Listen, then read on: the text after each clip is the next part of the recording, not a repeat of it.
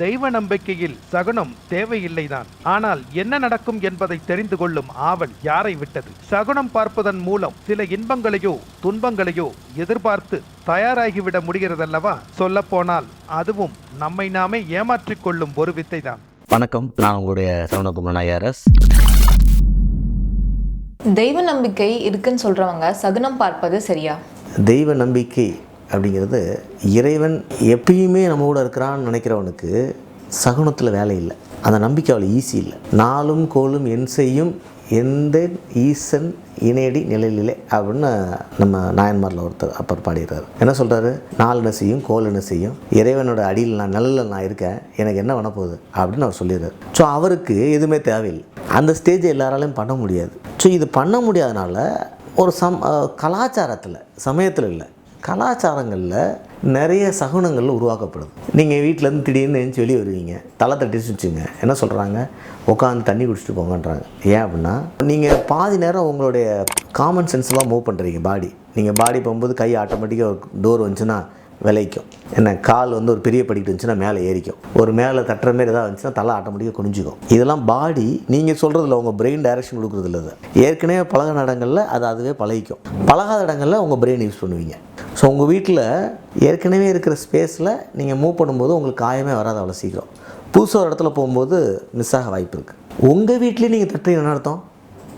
உங்கள் வீட்லேயே நீங்கள் ஏற்கனவே பழகின இடத்துலையே ஏன் தட்டுறீங்கன்னா, அன்றைக்கி உங்களுடைய காமன் சென்ஸு சரியாக ஒர்க் ஆகலை, உங்கள் பெர்செப்ஷன் சரியாக ஒர்க் ஆகலை, உங்கள் தலை பள்ளம் மேடு வருது, நம்ம தலையை குனியணும்னு தலைக்கு சென்ஸு போகலை. அப்போ இங்கேயே இவ்வளோ மிஸ்டேக் பண்ணுறீங்கன்னா, இப்போ அடுத்து வீட்டை விட்டு வெளியே போகணுன்னா தெரியாத இடத்துக்கு போக போகிறீங்க. அங்கே என்ன இருக்குதுன்னு தெரியாது. ஆறு இருக்கா, பள்ளம் இருக்கா, மேடு இருக்கா தெரியாது. ஸோ அந்த இடத்துல போய் இந்த காமன் சென்ஸில் போய் பெரிய காயத்தை வாங்கிட்டு வந்துடுவீங்க.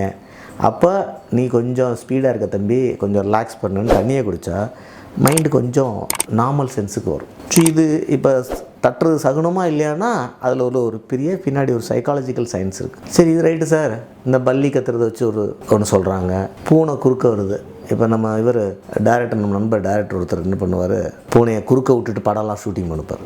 பூனை குறுக்க வரதுல வடக்குலேருந்து தெற்க வருதா, தெற்குலேருந்து வடக்க வருதா, இந்த ஒரு கான்செப்ட் இருக்குது. ஸோ இதுக்கெல்லாம் ஏதாவது சயின்ஸ் பேக்ரவுண்ட் இருக்கானா எனக்கு தெரிஞ்சு இல்லை. இது அந்தந்த கலாச்சாரங்கள் உருவாக்குன ஒரு சில விசித்திரமான நம்பிக்கைகளாக இருக்கலாம். இப்போ நான் பேசிகிட்டு இருப்பேன், நான் சொல்கிறது நீங்கள் கேட்கவே இல்லை, உங்களுக்கு நல்லது தான் நான் சொல்லிகிட்டு இருக்கேன், ஆனால் நீங்கள் கேட்கல. திடீர்னு பல்லி சத்தங்கிடுது, பார்த்தியா நான் சொல்கிறத பல்லியும் ஒத்துக்குது அப்படிங்கும்போது நீங்கள் நம்பிட்டீங்கன்னு வச்சுக்கோங்க, ஏன் வேலை முடிஞ்சிச்சு. ஸோ இதை பெரியவங்க யூஸ் பண்ணுற வரைக்கும் தப்பு இல்லை, சின்னவங்க யூஸ் பண்ணும்போது தப்பு ஒரு வாய்ப்பு இருக்கும். அந்த காலத்தில் கோயில் மணி அடிச்சிச்சு, நம்மளால் பார்த்தீங்களா நான் சொன்னது கரெக்டு தான் அப்படின்னு சொல்லுவான்.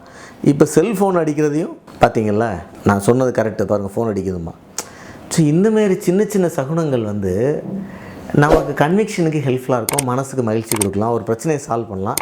ஆனால் இதை பேஸ் பண்ணி ஒரு முடிவு எடுத்தாங்கன்னா, இந்த சகுனங்களை பேஸ் பண்ணி மட்டும் ஒரு முடிவு எடுத்தாங்கன்னா அது சரியாக வராது, அது சயின்ஸு கிடையாது. ஸோ நீங்கள் 50-50 இருக்கிற விஷயத்தில் சகுனத்தை பயன்படுத்தலாம். 50-50 நான் எப்படி சொல்லுவேன்னா, என்னோடய லைஃப் எக்ஸ்பீரியன்ஸ் நான் சொல்கிறேன். இப்போ ஒரு விஷயம் பண்ணலாமா வேணாமான்னா, நான் உட்காந்து ஒரு ஸ்வாட் அனாலிசிஸ் பண்ணுவேன். Strength, weakness, opportunity, thread.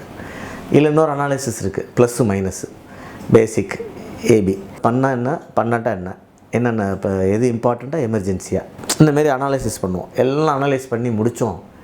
Mind 50-50 அங்கே நிற்கிது, பண்ணலாமா வேணாமா.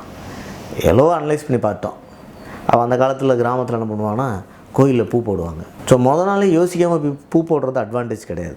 ஆனால் நீங்கள் எல்லாம் யோசிச்சுட்டு உங்களால் முடிவெடுக்காத பத்தத்தில் அது இறைவன்ட்டையோ சகுனத்துட்டையோ. அப்போ நண்பர் சொல்லுவார், கரெக்டாக வர்றோம், இதை பண்ணலாமா வேணாமான்னு யோசிச்சுட்ருக்கோம், இப்போ கரெக்டாக கோயிலேருந்து மாலை வந்துருச்சுப்போ நம்ம வேலையை ஆரம்பிப்போம் அப்படிம்பார். அது ஆனால் நீங்கள் 50-50 இருந்து அந்த டெசிஷன் எடுக்கும்போது இறைவனோட ஆசீர்வாதம் உங்களுக்கு இருக்குதுன்னு நம்ம நம்பலாம், அந்த விஷயத்தில் இருக்குது அப்படின்னு நம்பலாம். ஸோ எதுவுமே யோசிக்காமல், எதுவுமே செயல்படுத்தாமல், எதுவுமே அனலைஸ் பண்ணாமல் பள்ளி எப்படா கற்றுது, ஸ்கூலுக்கு லீவ் போடலான்னு வச்சோம்னா கேம் மாறி போயிடும். ஸோ இன்ஃபேக்ட் இந்த அர்த்தமுள்ள இந்து மதமே நம்ம டிஸ்கஸ் பண்ணியிருக்கோம் நிறைய முறை. ஸோ எனக்கு இந்த அர்த்தமுள்ள இந்து மதத்துக்கு என்ன பெரிய சம்மந்தம் அப்படின்னு, நான் ஒன்றும் ஒரு சாமியார் கிடையாது, சுவாமிஜியும் கிடையாது, செயின்ட்டும் கிடையாது, குருவும் கிடையாது, ஆசிரமம் கிடையாது. நம்ம ஏன் அதை பற்றி பேசணும்னா, அவர் சொன்ன விஷயங்கள் அந்த காலகட்டத்தில் சரியாக கவனிக்கப்படாமல் போயிடுச்சோ, நம்ம திருப்பி இதை இந்த தலைமுறைக்கு அறிமுகப்படுத்தலாம்னு நினைக்கிறோம். அதில் எனக்கு ஒரு பாசிட்டிவான கனெக்ட் என்னென்னா, கவிஞர் வந்து அந்த முதல் லெட்டர் எழுதுறாரு தினமணி பத்திரிகையில் தான் இது பிரசுரமாகுது. அந்த முதல் லெட்டர் எழுதின டேட் வந்து 22/8/1972. அது எனக்கு பிறந்தநாள். ஸோ என்னோடய பிறந்தநாளில் அது ஆரம்பித்ததுனால, டேட்டில் இயரில் ஆரம்பித்தனால சரி எனக்கு அதுக்கும் ஒரு கனெக்ட் இருக்குது. அப்போ இதை தைரியமாக பண்ணலாம். நான் நிறைய முறை யோசித்தேன், பண்ணலாமா வேணாமா. ஏன்னா ஏன்னா நான் சர்வீஸில் வேகமாக வந்துட்டதுனால அரசியலுக்காக இந்த ஏஜில் பேசுகிற விஷயமா அது 60 வயசில் பேசுகிற விஷயமான ஒரு சந்தேகம் வருது இல்லையா? அப்போ இதை பண்ணலாமான்னு போது இந்த நம்பரை பார்த்தோன்னா ஒரு ஓவர் கான்ஃபிடன்ஸ் எனக்கு வருது, ஒரு நம்பிக்கை வருது. இந்த 50-50 கடந்து 51 ஆகிடுது. சரி பண்ணிடலாம் அப்படின்ட்டு. ஸோ இந்த மாதிரியான சகுனங்கள் பார்க்கலாம். அது ஒரு ஃபன், அதுதான் லைஃபு அப்படின்னு நான் நம்புகிறேன்.